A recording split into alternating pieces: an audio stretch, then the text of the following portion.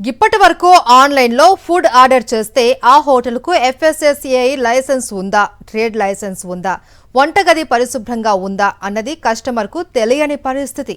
మరోవైపు కస్టమర్లు ఇచ్చిన నెగటివ్ రివ్యూలను తొలగించి పాజిటివ్ రేటింగ్స్ మాత్రమే చూపిస్తున్నారనే ఆరోపణలు కూడా ఉన్నాయి. దీంతో ఆన్లైన్ ఫుడ్ డెలివరీ ప్లాట్ఫామ్లపై తొలిసారిగా కఠిన నియంత్రణకు దిగింది Cyberabad municipal corporation.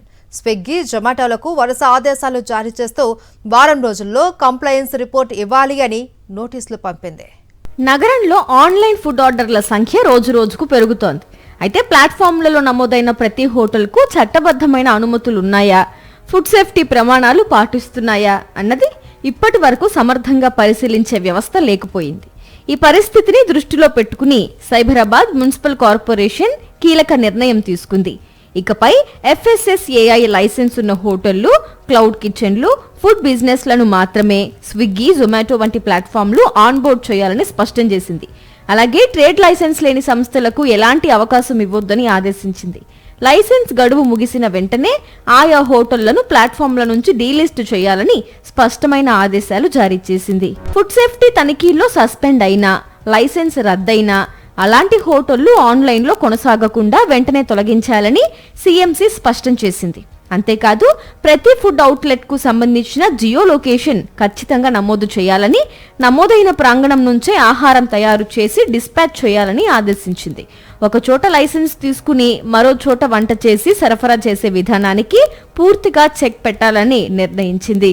All kind of establishments where food license is given, schools కావచ్చు, సూపర్ మార్కెట్లు కావచ్చు, రెస్టారెంట్స్ కావచ్చు, క్లౌడ్ కిచెన్స్ కావచ్చు. So wherever there is a food licence aspect as an interface is there, అన్నిట్లో కూడా ఆ వివిధ కేటగిరీలోకి మన వాళ్ళు ఇన్స్పెక్షన్కి వెళ్తున్నారు. అక్కడ ఉండే వాతావరణం అంటే కిచెన్ హైజీన్తో పాటు అక్కడ ఉండే మెటీరియల్ ఏదైతే వాడుతున్నారో దాని ఎక్స్పైరీ డేట్ అయిందా, ప్రాపర్ లేబులింగ్ ఉందా లేదా, ఇంగ్రీడియంట్స్ని డిస్ప్లే చేస్తున్నారా లేదా, అవన్నీ కూడా మనం రికార్డ్ చేసి ప్రజల ముందు పెడుతున్నాం.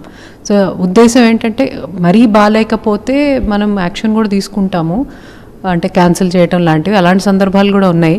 మరోవైపు కస్టమర్ల రివ్యూల విషయంలో కూడా సైబరాబాద్ మున్సిపల్ కార్పొరేషన్ కీలక ఆదేశాలు జారీ చేసింది. ఫుడ్ రేటింగ్, హైజీన్ రేటింగ్ ఎలా ఇస్తున్నారు, వాటి ప్రమాణాలేమిటి అనే పూర్తి వివరాలు సమర్పించాలని స్విగ్గీ, జొమాటోలను ఆదేశించింది. కస్టమర్లు ఇచ్చిన నెగిటివ్ రివ్యూలను తొలగించడం, మార్చడం లేదా రేటింగ్స్ ను మ్యానిపులేట్ చేయడం వంటి చర్యలు చేయరాదని హెచ్చరించింది.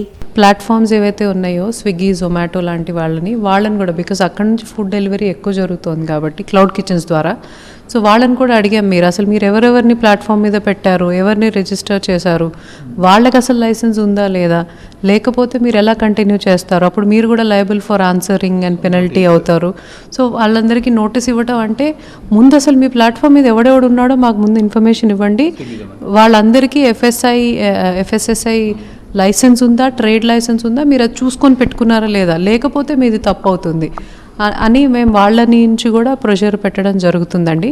ఇటీవలి కాలంలో Cyberabad municipal corporation food safety అధికారులు నిర్వహించిన తనిఖీల్లో అనేక క్లౌడ్ కిచెన్లు, రెస్టారెంట్లలో లైసెన్స్ ఉల్లంఘనలు, అపరిశుభ్ర వంటగదులు, గడువు ముగిసిన ఆహార పదార్థాల వినియోగం, పరిశుభ్రత లోపాలు బయటపడటంతో ఈ నిర్ణయం తీసుకున్నట్లు అధికారులు చెబుతున్నారు. వారం రోజుల్లో కంప్లైంట్స్ నివేదిక సమర్పించని పక్షంలో తదుపరి చట్టపరమైన చర్యలు కూడా తప్పవని స్పష్టం చేశారు. ఆన్లైన్లో ఆహారం ఆర్డర్ చేసే కోట్లాది వినియోగదారుల భద్రత, పారదర్శకత కోసం తీసుకున్న ఈ నిర్ణయం దేశవ్యాప్తంగా ఆదర్శంగా మారే అవకాశాలు కనిపిస్తున్నాయి. ఇకపై కేవలం రేటింగ్స్ చూసి కాదు, చట్టబద్ధమైన లైసెన్స్, పరిశుభ్రత ప్రమాణాలున్న హోటళ్ల నుంచే ఆహారం వినియోగదారులకు చేరేలా సైబరాబాద్ మున్సిపల్ కార్పొరేషన్ తీసుకున్న ఈ చర్యలు ఎంతవరకు ఫలిస్తాయన్నది వేచి చూడాల్సి ఉంది. మరిన్ని అప్డేట్స్ కోసం ఛానల్ ను సబ్స్క్రైబ్ చేయండి. నోటిఫికేషన్స్ కోసం బెల్ ఐకాన్ పై క్లిక్ చేయండి.